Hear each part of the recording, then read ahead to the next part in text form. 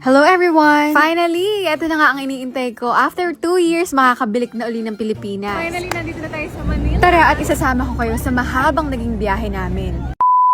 December 4 nga, yun ang araw ng biyahe namin pa uwi ng Pilipinas. Ngayon nga, paalis na kami ng bahay kasi mamayang madaling araw yung flight namin. Ang maghahatid nga sa amin, si Lilandra tsaka si ate. Guys, alam niyo yung feeling na malungkot pero masaya at the same time. Malungkot kasi magpapasko na hindi ko kasama si Lee. Masaya naman dahil ito yung pinaka-iintay ko din ang makauwi sa Pilipinas. Gabi nga kami bumiyahe sa Vancouver at magdi-dinner muna kami dito. Simula guys, mag-abroad ako, lagi kong pinagdarasal na sana tuwing Pasko, New Year, dito ako mag-celebrate sa Pinas. Alam mo yung feeling na nag-abroad ka para mag-ipon ng pambakasyon sa Pilipinas. Guys, so ngayon nga, papunta na kami ng airport.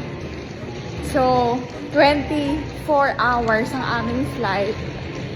Samahan niyo kami, guys. Time check, 4 AM na ng maga. At nandito na kami sa airport ng Vancouver. Eto nga at papasok na kami sa loob ng airport. Alam niyo guys, pag naiisip ko yung sinabi sa akin ni Lino isang araw, ba't daw uuwi pa ako, yung mga tao daw dito sa Pilipinas, ang tagal daw ako nakasama, samantalang siya, saglit pa lang. Sabi ko nga, wag siya malungkot dahil babalik din naman ako. Sa mga oras na to guys, check-in na namin yung mga luggage namin. Maya-maya nga lang, ito nga't nag-iyakan na kami guys, kasi nagpapaalam na. I miss you. I'll come back.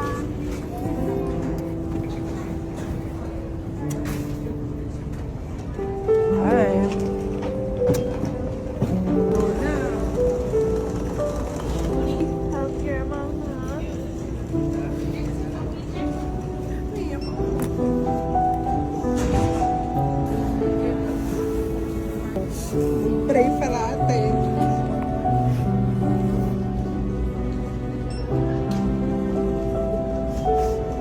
Guys, nakalampas na kami sa US Immigration. Papunta kami San Francisco. Pagpunta ng San Francisco, Korea. Pagpunta ng Korea, Manila. Alam niyo ba, ang haba-haba ng flight namin ni Krisha, nasa isang araw din mahigit. Eto, ngayon papunta ako sa layover ko sa San Francisco. Biyahe nga pala papunta doon ay 2 hours. Murang pamasahe lang din kasi to, kaya naman ang haba-haba ng oras ng flight. Alam niyo ba, excited ako umuwi at ipakita sa inyo yung buhay ko sa Pilipinas. First uwi ko nga na nagbablog na ako. So guys, nandito na kami sa San Francisco. Kaya lang, 1 hour lang yung layover. Kaya nagmamadali kami. Hinahanap namin ngayon yung international transfer. Guys, alam nyo, never again na akong sasakay sa 1 hour lang ang layover. Aba, pagdating namin dito sa boarding gate, pasakay na agad sa eroplano. Flight na namin papuntang Korea. So, 12 hours yung flight namin ngayon. Matagal-tagal. So, papakita ko sa inyo kung anong kakainin namin mamaya. Guys, nandito ako sa washroom ng eroplano. At makipot. Makipot siya. Yan. Ganyan ang itsura ng washroom ng United Airlines.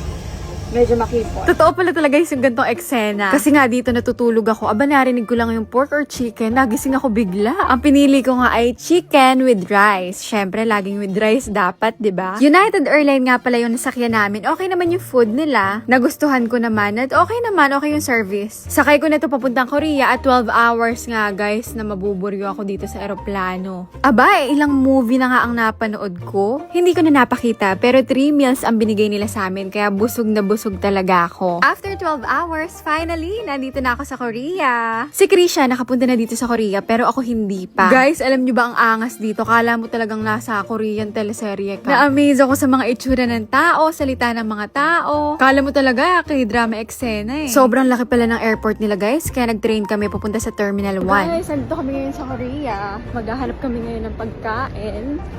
Maya-maya lang guys, pupunta na kami ng Manila. Bili kami nitong, lipstick. Tapos pwede kang pumili dito ng mga parang kulay, mga case. Ano kaya ang magandang mapili dito? Limited? May nabudol kami, girly, na lipstick. Uso daw to. Tignan natin kung maganda. Shoutout nga pala guys sa mga kababayan natin na nakita ko dito sa Korea. Papunta na nga palang Manila to, kaya naman ang dami ko ng kabayan na nakasabay. Aba, kada na nga lang nakakakita ko ng follower, ang crab agad ang hinahanap sa akin. How I wish makapag-uwi ako ng crab, ano? Alam nyo, every time na nakakakita ko ng kabayan sa ibang lugar, nakakataba ng puso, nakakatuwa. Maya-maya nga lang, boarding na guys, papunta ng Manila. Pupunta na kami ng Manila. Iniintay na lang namin yung aming gate na mag-open. Tapos, 5 hours, pupunta na kami ng Manila. So, I'm so excited. Ito na yun. Ito na kami ni Krisha. Papasok na kami dito sa airplane. Jeju Air nga pala kami pupuntang Manila. 5 hours na lang, makakabalik na tayo sa ating lugar. At ito na nga ang eksena. Guys, ito na. Pa-Manila na talaga to. Nakaka-excite kasi nga after 2 years ay makakabalik na rin. Nagulat nga kami ni Krisha, hindi kami magkatabi ng upuan dito. At palapag na rin nga kami sa NAIA Terminal 3. Jeju Air nga pala yung sinakyan namin ngayon. Hindi sila nag-offer ng food kaya medyo gutom. Guys, nandito na kami sa Manila. Excited much. Pupunta na kami sa kuha na ng bagahe. Excited much. So guys, pipili na kami dito sa Philippine passport na immigration. Hintay kami ng baggage namin dito. Nakita ko na yung sa akin. Yan. Wait natin.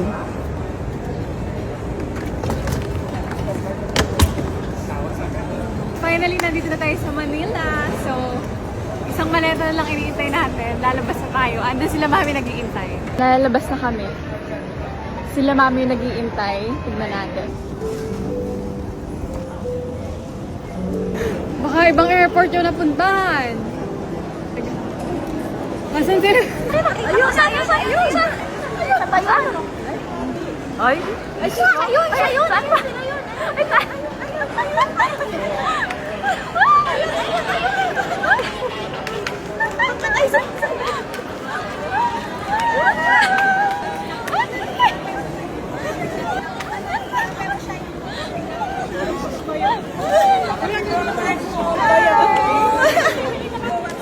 Dito pa tayo. Nandun na kami ni Mami. Hello! Hi! Nasa Manila na kami. Mami! Yes!